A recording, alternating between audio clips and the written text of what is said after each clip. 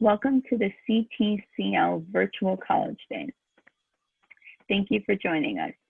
A few housekeeping announcements before we get started. You can use the Q&A button on your screen to type your questions to our presenters at any time. Your camera and microphone are off so the panelists cannot see or hear you. This is just one of many different sessions happening, so be sure to check out the sign up for additional sessions. This presentation is being recorded and will be available within about a week at the same website where you registered. And now I'd like to turn it over to our presenters from Hendrix College.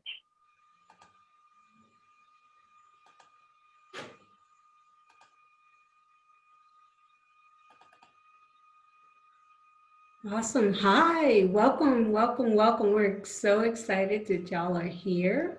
My name is Beverly Henry Wheeler. I'm the Regional Director of Admissions for Hendrix College, and we're located in Conway, Arkansas. And I'm gonna also let my colleague introduce himself and we'll get started. Good evening, everyone. My name is Ryan Castle, and I serve as the Dean of Admission here at Hendrix College in Conway, Arkansas. I'm pleased to be here. I'm in my 4th month at Hendrix, and it's been a wonderful experience so far, and I'm so pleased that you all are exploring. A little bit more about myself. Before I was in college admissions, I worked at a high school. I was a college counselor, so I always enjoyed helping students through the college search process, helping them to find a school that was going to be a good fit. And I still enjoy working with students through the search process, only this time I have to tell you, I'm hoping you'll find Hendrix to be the best fit.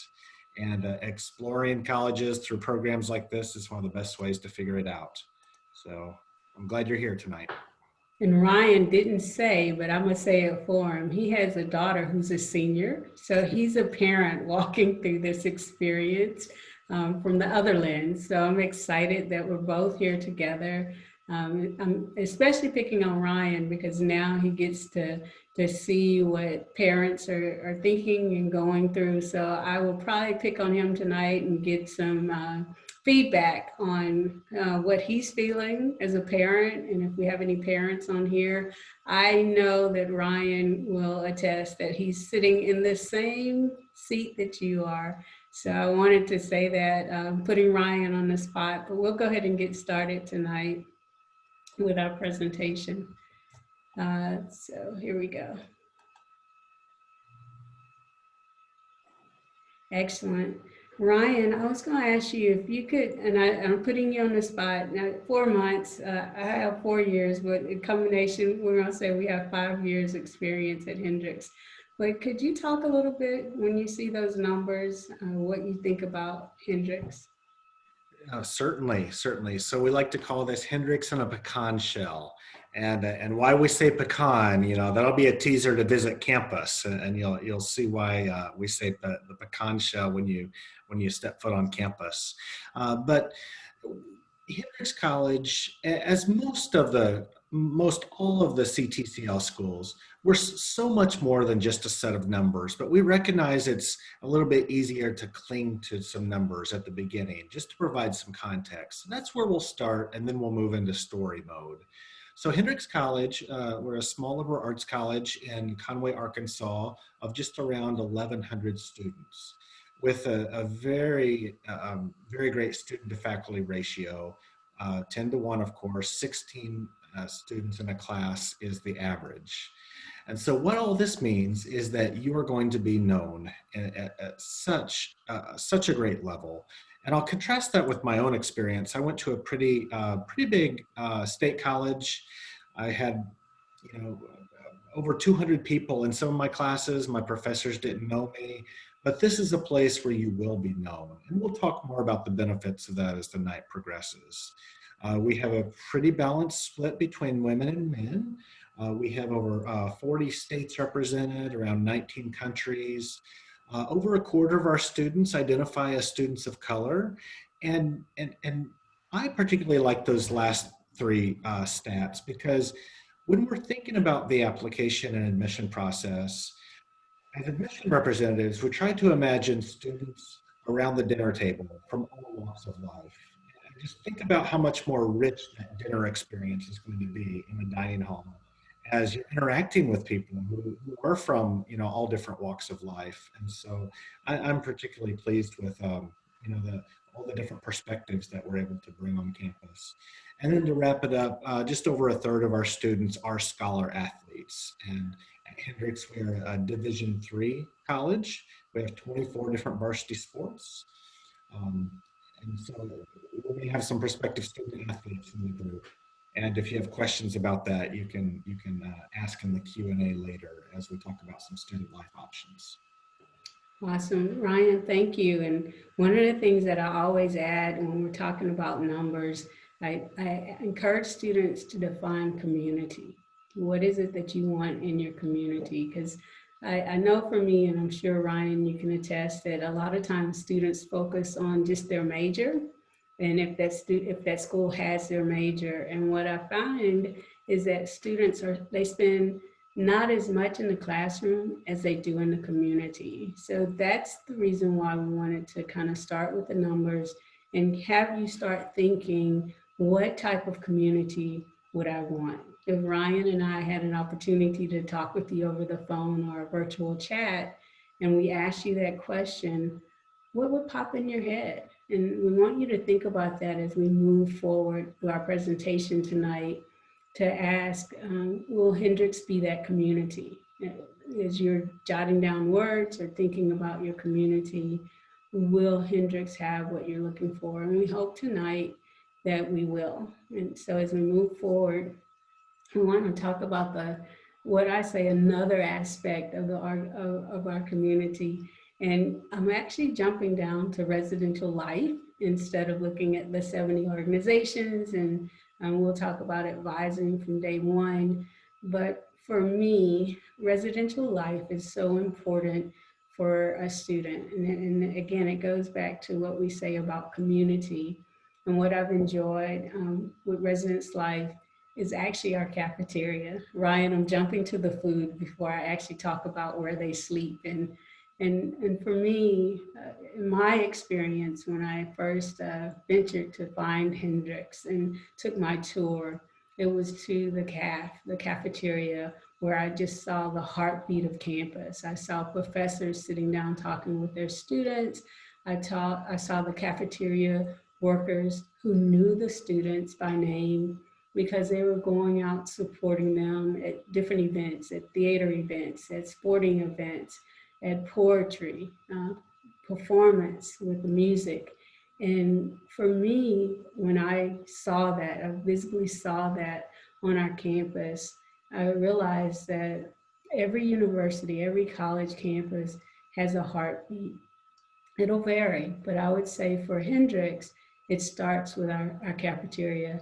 And I didn't think I would really be excited about cafeteria food, but Ryan, I have to tell you that the 3.5, almost 4 years that I've had the pleasure of eating in our cafeteria, I'm actually vegan. And so I was concerned that I would just be eating vegetables whenever I had to go to the cafeteria. And I found out that we actually have a vegetarian vegan day throughout the semester every week for students who have a different appetite. And so I want to throw that in. And of course, we have residence life on campus where students stay. We have single sex dorms, we have mixed, we have apartments, and the freshman year students are required to live on campus. So those things I want you to hear, but more importantly, I want you to know that you get connected in the heartbeat of our campus, the cafeteria, and it spreads out to other areas on campus.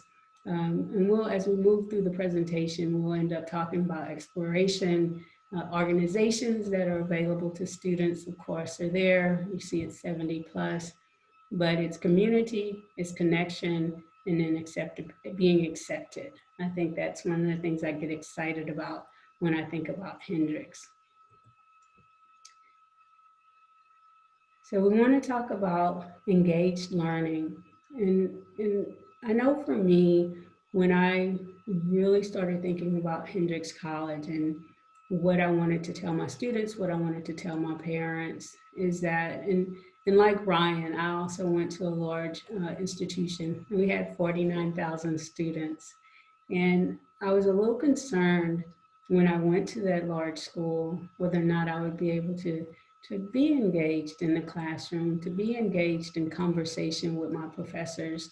And when I came to Hendrix, I realized that that's their focus. They want us and they want our students engaged with each other, engaged with the professors, engaged in learning. And so you might ask the question, what does that mean? And what I find at Hendrix, it means not just sitting in a classroom, not just having lectures or a person standing up front giving you information, but they want you to be involved in your learning inside the classroom and outside the classroom. So we've listed a couple of programs here, the Murphy program and the Miller Center program that we have on campus as just two examples of how our students are getting engaged outside of the classroom. And if you notice the pictures on the right, my right, probably your left, it's an example of what some of the students have done. And I'll use Texas because I'm actually stationed in Texas as an example, but a few years ago we had Hurricane Harvey. And what was such a blessing with the Miller Center, the service learning trips, students were able to come to Texas and help families with the flooding in their home, help rebuild, help move out trash. It was a lot of things on the street from Harvey. And our students who were interested in really learning what it meant to serve the community, to serve with individuals from campus, with professors, and they were able to do that. So I want you to, again, to think, what kind of learning do I want? Do I want where I'm sitting in class and I'm lecture 2, I'm taking exams, I pass the exams, I take more classes, I pass more tests, and in 4 years I have a degree? Or are we thinking about, as I'm taking these classes, how do I apply them to everyday living, everyday life, and how do they impact other individuals? And that's what we want you to think about when we're thinking about engaged learning, is that you have input, you have an opportunity to take what you're learning and implement it. And what I love about it, not just your senior year, but literally starting your first year, freshman year. So again, I want you to think about, as we move through this, we're talking about community, we're talking about being connected, and then we're also talking about being engaged in your learning. So we'll move forward, and then we'll Ryan and I both will talk a little bit about the Odyssey program. So I'll let Ryan get started with that one.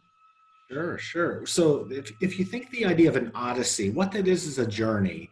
And that's what this experience will be, this college experience at Hendrix. You'll be on a co-curricular journey. And so with the Odyssey program, and this is going to be in addition to your to the coursework you're taking, and it will certainly complement the coursework you're taking. But students who graduate from Hendrix will leave this place having had at least 3 Odyssey components. And you'll see the different options here: artistic creativity, global awareness. For example, that might be a study away program or study abroad, professional and leadership development, service to the world, undergraduate research, or special projects. And one of the most beautiful things about the Odyssey program is that we provide you funding for you to explore these journeys. And over the years, we have given out over $4 million to students to pursue these Odyssey experiences. Now, you don't have to come in knowing exactly what you're going to do for your Odyssey experiences. We do have guided journeys. And so you'll have mentors here who can guide you along the way. There are some predefined programs in which you can take part. Or if you're one who you come here and you find your passion and you think that's the path I need to follow, you could explore that as an independent experience as well. I will talk about one specific Odyssey program that a student pursued. And it involves one of the traditions and characteristics of Hendrix's campus, and that's the cats. I don't know. I wish I could see your faces right now to ask you who's a cat person. I've got to tell you, I'm not particularly a cat person. I'm more drawn to dogs, but I appreciate cats, and so when you come to campus, you're going to see a handful of cats around campus, and so these are the Hendrix cats. And so how it ties to Odyssey is that there was a student a number of years back who identified that in our neighboring community, the community around us, there were a number of cats that would wander onto campus. And so we had some feral cats, and we have a very kind student and faculty and staff population, and so they would tend to the cats, they would feed them. And what happens to feral cats? They tend to create more cats. And so this young woman, what she did was she created an initiative, a campaign to raise awareness about this population of cats, to raise funds, to spay and neuter them. And this is a program that has kept on even after she's graduated. And so that's one of the types of projects that I think are the most valuable, is the ones that are the projects that are going to be here after you're gone. And that's just one particular example. Beverly, is there an Odyssey program that you think of as being a favorite? Well, actually, Ryan, I'm gonna jump in there are two of them. One, because I'm a Marvel Comics fan, so I don't know if we have any Marvel Comics out there, or DC. Of course, people were split. But one of the Odyssey programs, and I still am shocked today, that our students wrote a proposal to go to Comic-Con, and their major was psychology. So they wrote a proposal to go and study really the performance and the actions of individuals who are interested in these different types of heroes that come out of the comic books. And Ryan, I don't know about you, but I heard it's a 4-day convention with people dressed up like different heroes, Iron Man, Captain Marvel, all these different things, and students are funded to go there. So I still have a question mark about that, because those kids are really smart to be able to get that funded, but they put it under the guise of psychology. How do you argue with that? My second one is pretty phenomenal. I was again on a panel, and a student was sharing her Odyssey experience, and she said, I got to go to Switzerland to taste chocolate. And I literally stopped the panel, and it was in front of a group of parents and students, and I said, you did what? And she said, yeah, I spent a semester in Switzerland studying how chocolate was made. And I was like, so what was your major? And she said, it was actually biology, and I'm studying to be a doctor. And she said when she went for her interviews, and the question was asked, so tell us about research that you've done. And she talked about the making of chocolate, the chemistry, and making the best chocolate in the world. And at that time, she had been accepted to 4 of her schools, her top medical schools. I don't know if it was the chocolate, but Ryan, I'm kind of thinking it was, because it was research, it was study abroad, and it was outside the normal, what we would say medical research would take place. So those are the 2 Odyssey programs for me that have stood out. But what I always tell my students, I tell them this: if you have an idea and it impacts you, it impacts your community, it impacts the world, it's Odyssey.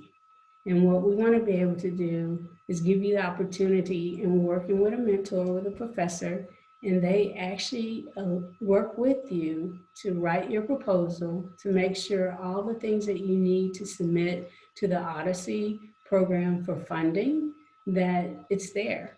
And so I've had several students talk to me about going through the process of actually gathering information to present it, but then ultimately walking through their Odyssey programs. And Ryan, one of the things that's pretty exciting is when our students graduate, you said they get to do 3 minimum, but students have done up to 12 Odyssey programs or projects.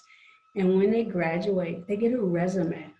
They get a transcript of all their Odyssey projects that goes along with their academic transcript. And what I've heard, when you go into interview for jobs and you present not only your transcript with your grades, of course, but you present this transcript with all the activities that you've been involved in, from funding to actually implementing ideas to bringing change. And that's what companies are looking for. So remember I said community, remember I said engaged citizen. Well, Odyssey is one of the aspects, I believe, and I think Ryan agrees with me, that sets Hendrix apart, because we want students to be able to learn, but we also want them to experience their ideas. And I think that's what Odyssey does for our students.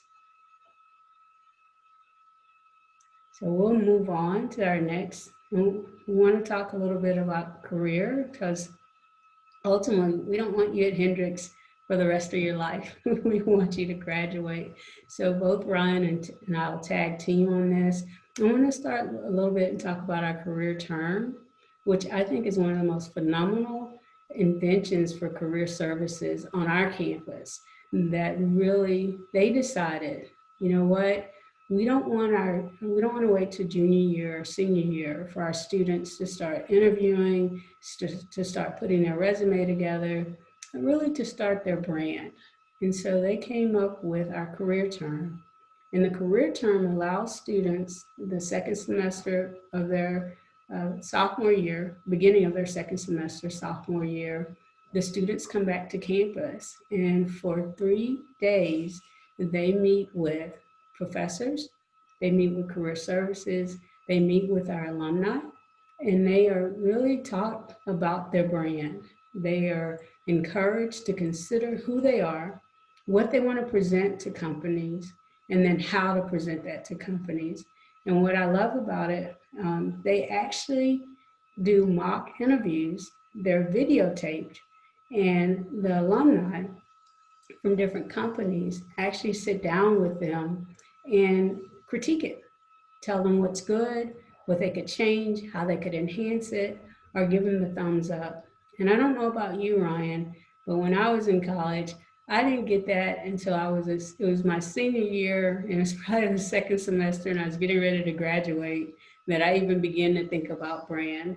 But what I love about Hendrix is that they're forward thinking, and they're focusing on the students, preparing them. And what's neat about career term is that they literally prepare you in January, and then in February, we have a career fair that students throughout that career term have been involved in, actually get to implement what they've learned. So I'll stop there, kind of open it up for Ryan to talk about internships and what those look like and how important they are for students.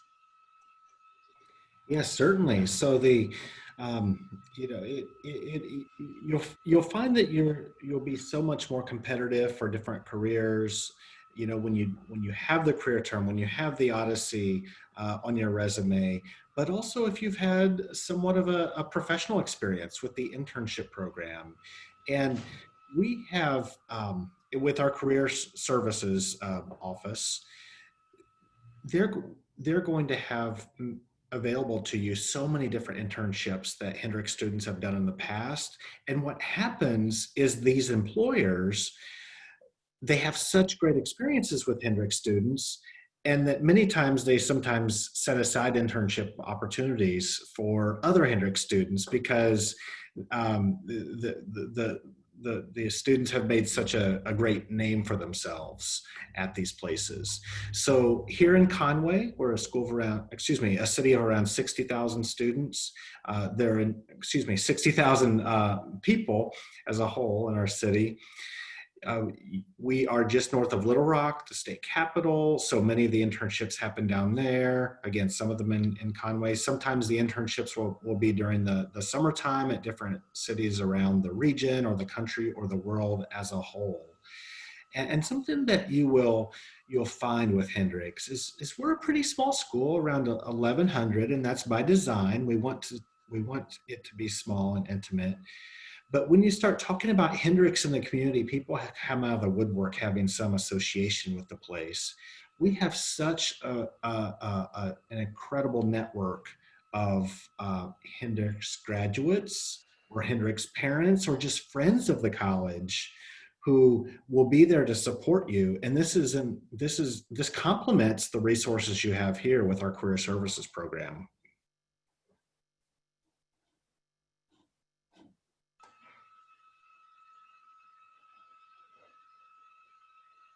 You're good, Ryan. So in addition to the different internships and the alumni engagement we have, there's a faculty component as well. And we call these our career competencies. And so in most all of your classes that you'll take, the professors will have a career competency, one or more of them, that will be a dedicated part of the curriculum. And it will be right on the syllabus of how these different competencies are going to be mastered in that class. Some of the different career competencies that you'll find in your classes, you'll have critical thinking or problem solving, communication, intercultural collaboration, leadership, professionalism, and career management. And so we are dedicated to challenging you in the classrooms here, but also setting you up to fly when you leave this place. And earlier Beverly asked, she made reference to there might be some parents in the group tonight.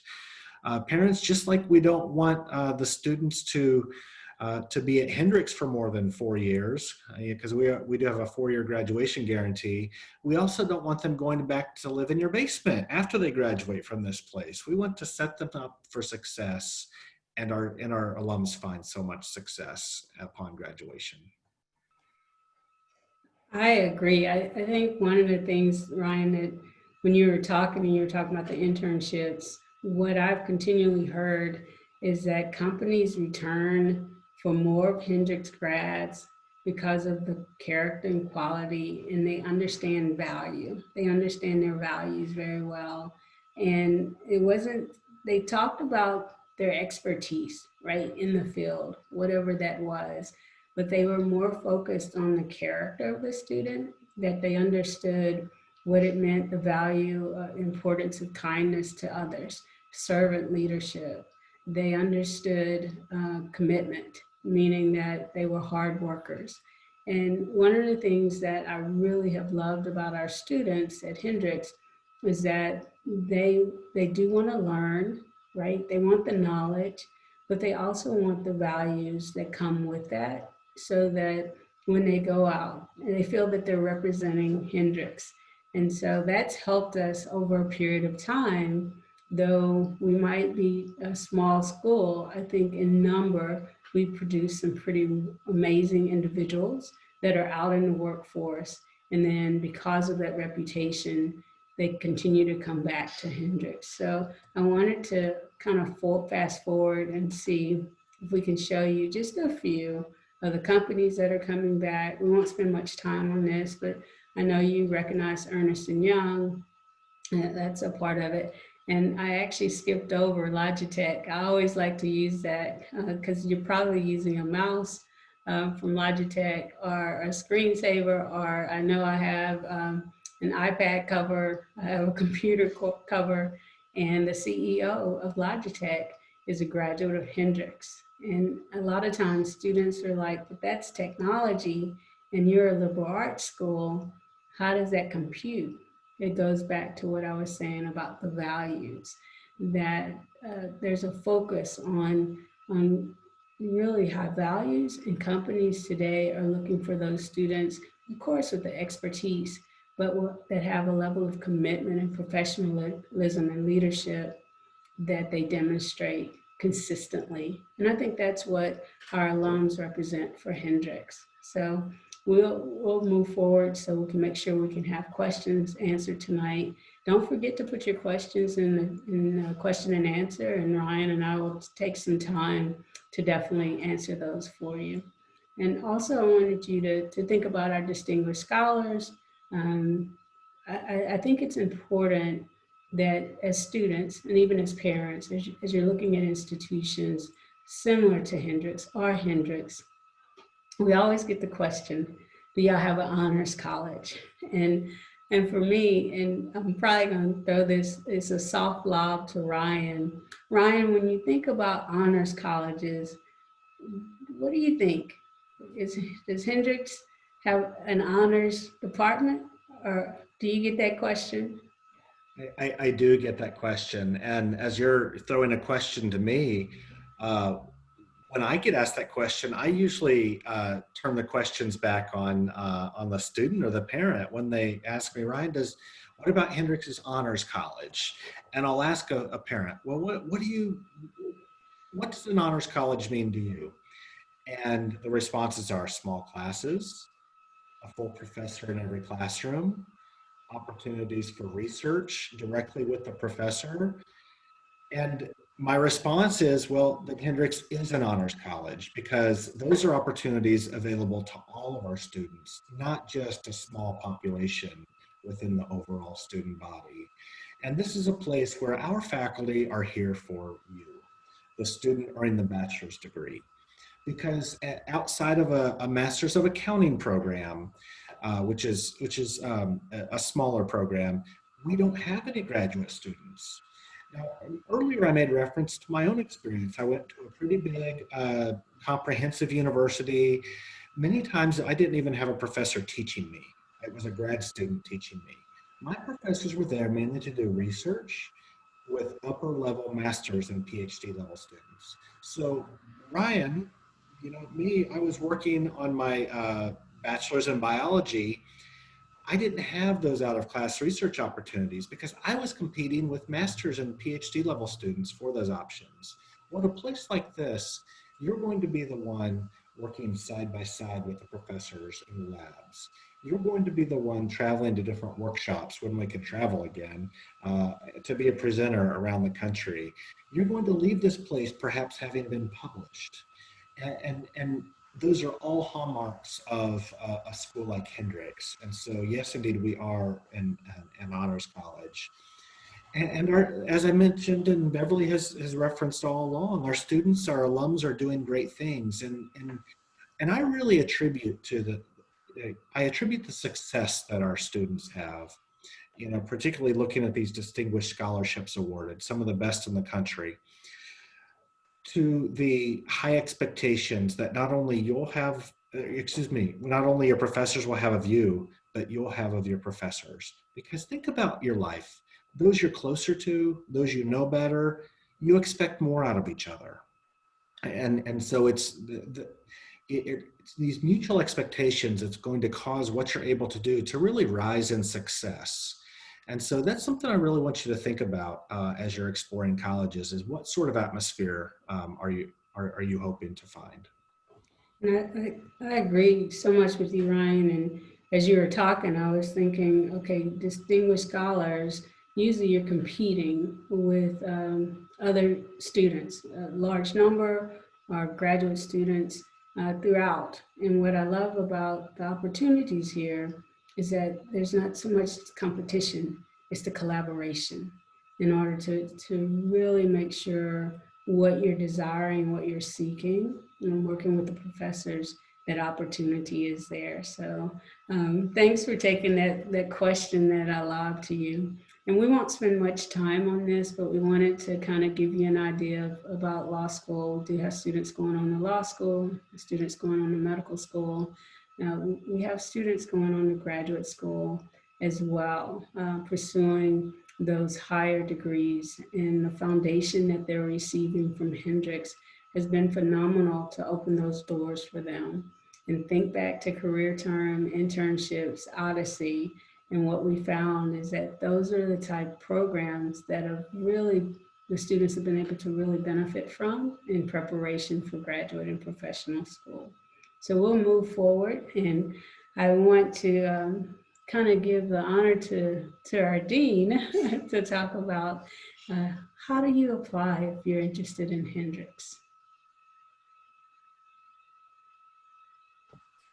I am pleased to talk about this. We really do hope that you will submit your application to Hendrix, whether it be this year for you seniors or in future years for some of our younger students in the audience tonight. And so for applying, so some of the steps are, when you submit your application, and there are two different applications we accept, either the common application or we have the Hendrix application. Either one is fine. We have no preference one over the other.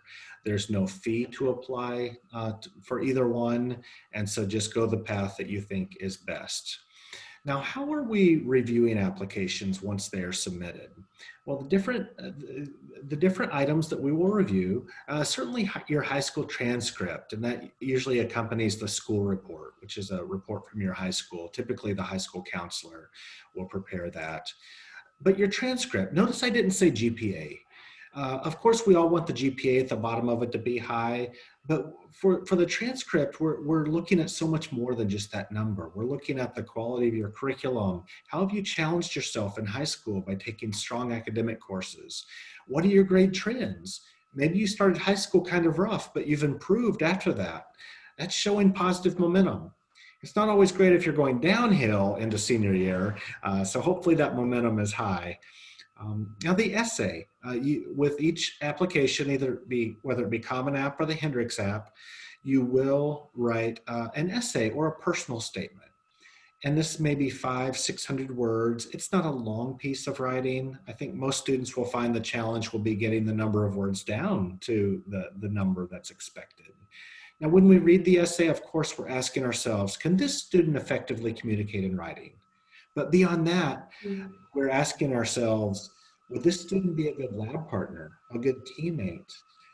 And as Beverly mentioned, my oldest is going to college next year. I've been starting to ask my question, the question, would I want this student as my child's roommate in college? So tell your story. Don't let it be a narrative of how smart you are and what great classes you've taken. Wow, that's important. That's pretty boring. And we can see the resume. We can see the transcript for that. Just try to tell a story that no one else in the world can tell.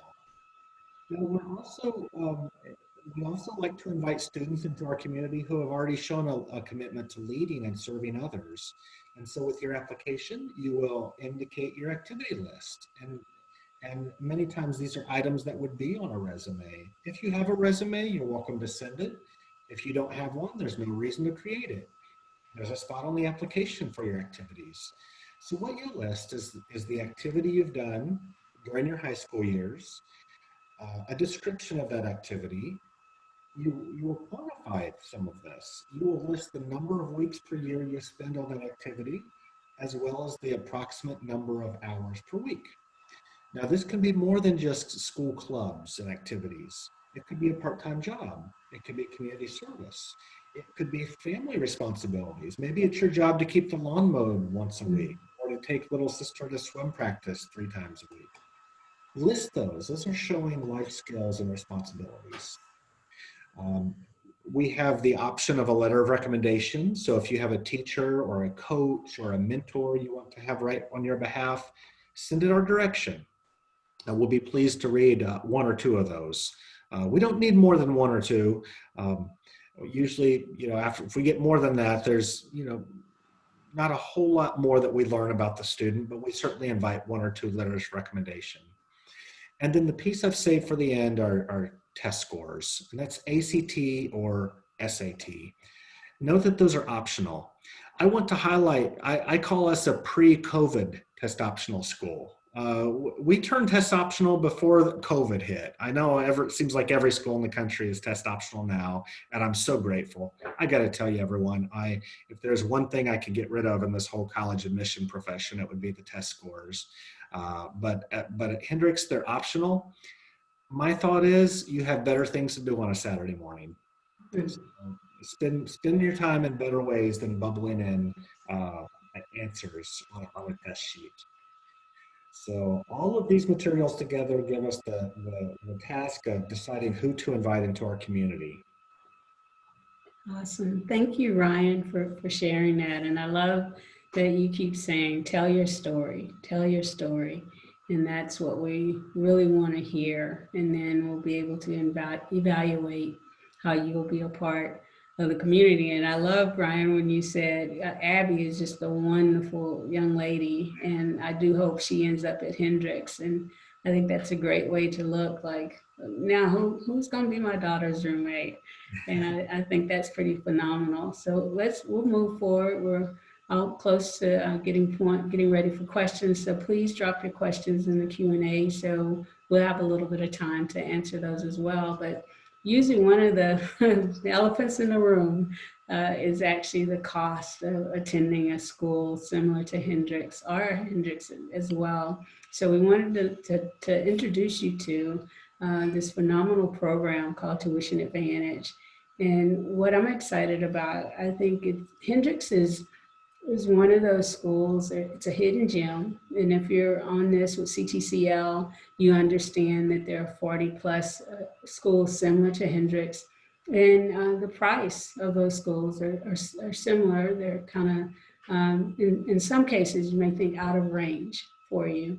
But I want you to think about Tuition Advantage for Hendrix College and what it allows us to do, depending on the flagship state university in your state, then we're able to assist you by matching that tuition for that institution. So I want to encourage you after the webinar tonight is definitely go to our website, depending on what state you're in. It will show that institution's state tuition, and through scholarships and grants from Hendrix, we're going to make it affordable for you to attend Hendrix. So that's really the word that I want you to get out of this particular slide is affordability, and then have an opportunity to look at Tuition Advantage. So we will have merit scholarships. We'll also look at Tuition Advantage.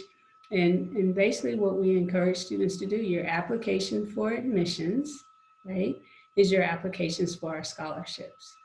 So I love what Ryan always tells us to tell students, if you're applying, go ahead and get your application in, go ahead and at the same time, submit your FAFSA. And it's kind of a two-edged sword. You'll get our scholarship application taken care of with your admissions, and then you'll get the need-based side with FAFSA taken care of. So go ahead and submit it at the same time. We're going to move forward and kind of show you some deadlines real quick, and then we'll probably get to a point where we can ask some questions. So I know Ryan is monitoring the Q&A, and he's probably getting ready to fill some of those questions. So applications, if we had, as far as sophomores, juniors, and seniors, we probably have a mixture on the call. So we wanted you to understand application opens August 1st every year. So it opened August 1st, 2020 this year. The FAFSA, actually, Ryan, I think is going to open on Thursday. That's my understanding, that FAFSA opens for families to go ahead and begin to submit that paperwork. And that can be done actually for all schools. And then our early action deadline, meaning that if you wanted to go ahead and submit your application, we would review it. It's non-binding. We would have an answer to you probably mid-December, along with, if you complete the FAFSA and get all of that information in. Our goal is to have your admissions decision out, as well as your financial aid and scholarship information. So you could have until May 1st to make that final decision whether or not Hendrix will be your home. And then we do have the early filers grant. We have March 1st, but I think we're moving that date up to January 15th. And that's an opportunity. If you get your FAFSA in early, you'll be able to receive a grant for doing that as well. And as I mentioned, December or May 1st is our decision day. And so as we look through this process and talk about kind of what we're thinking of, we're excited to begin to answer questions and have you continue to look at Hendrix. Yeah, so I see, Anna, you have jumped on. Two questions that we have are going to be very easy for me to answer. One is about our international students. Are you eligible for scholarships and financial aid? And the answer is yes. I acknowledge that the slides have been centered around the domestic application process, but for international students, you'll submit the CSS profile as part of your financial aid application. Another question is the tuition advantage. Is it given if a student is admitted, or are there further requirements? What we've said is we want you, ideally you apply by the November 15th early action, that's non-binding program, and for sure all students admitted through that will fall under the tuition advantage program. Now, if you apply in a later round, we expect to continue to offer that tuition advantage program, but the commitment we do make is that for sure those admitted under the early action non-binding plan. So those were two easy ones. There are a couple of other questions that might require a little bit more, but Beverly and I, when we start talking about this place, we just have a hard time stopping, and we're out of time, I'm afraid. Well, thank you for joining us. Thank you all for attending. The presenters will be able to follow up with you if your Q&A question did not get answered tonight. When you close this window, there will be a link to a quick 4-question survey. We'd appreciate any feedback you can provide. Also, this was just one of many sessions being hosted, so be sure to sign up for additional sessions. In about a week, you'll be able to find this session's recording as well as all of the other sessions recordings online. Thank you all for attending. Bye now. Bye.